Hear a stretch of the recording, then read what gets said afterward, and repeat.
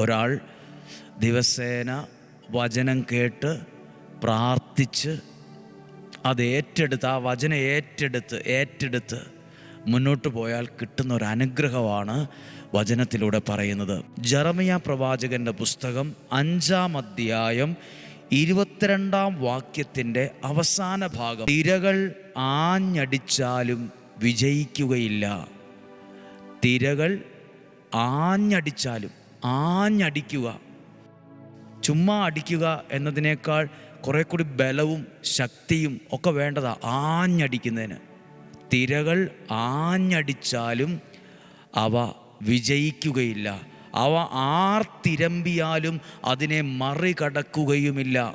2 വാക്കുകളുണ്ട്. 1 വിജയിക്കുകയില്ല, 2 മറികടക്കുകയുമില്ല.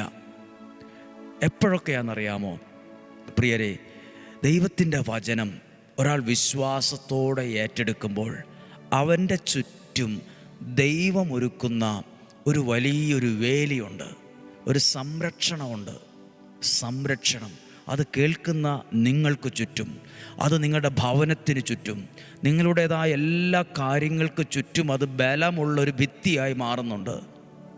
ചുറ്റും ഇതുപോലെയുള്ള പ്രശ്നങ്ങൾ തിരകൾ പോലെ ഒന്നിനു പുറകെ ഒന്നായി ഉണ്ടാകുന്നതാ. തിരകൾ ഒന്നിനു പുറകെ ഒന്നായി ഇങ്ങനെ വരിയായി ഒന്നിനു പുറകെ ഒന്നായി ഉണ്ടായിക്കൊണ്ടിരിക്കുന്നതാ കടൽ തീരത്തെ തിരകൾ.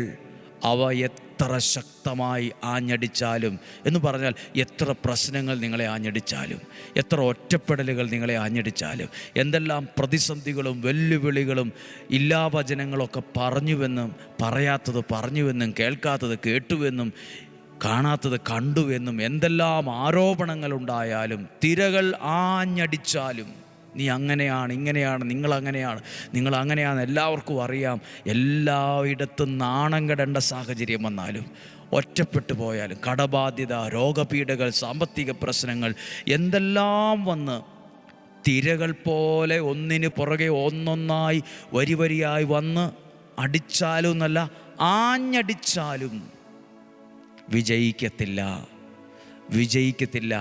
ശത്രു വിജയിക്കത്തില്ല. കാരണം നമ്മുടെ ശക്തിയും വിദ്യാഭ്യാസവും ആരോഗ്യത്തിൻ്റെയും പവർ കൊണ്ടല്ല, ദൈവവചനത്തിലൂടെ കിട്ടിയ ഒരു ദൈവിക സംരക്ഷണത്തിൻ്റെ അനുഗ്രഹത്തിൻ്റെ ഒരു കട്ടിയുള്ള ഒരു ഭിത്തി, ഒരു വേലി ചുറ്റുമുള്ളതുകൊണ്ടാണ്.